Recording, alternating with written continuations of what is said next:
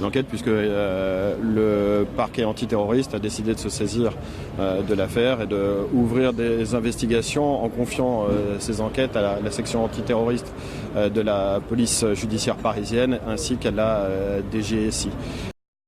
Ce qui est clair, c'est que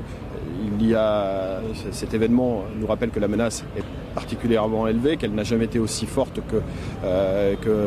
qu'aujourd'hui et qu'il y a aussi une vigilance, un sang-froid, un professionnalisme sans faille de la part à la fois des forces de sécurité et dans ces forces de sécurité, il y a les militaires qui ont à la fois permis de neutraliser cet individu en protégeant l'ensemble des personnes qui se trouvaient à l'intérieur du Louvre en ce début de matinée et qui n'ont pas été blessés par l'individu. Il n'y a pas eu de dégâts entre guillemets collatéraux et les personnes qui se trouvaient à l'intérieur, les touristes notamment,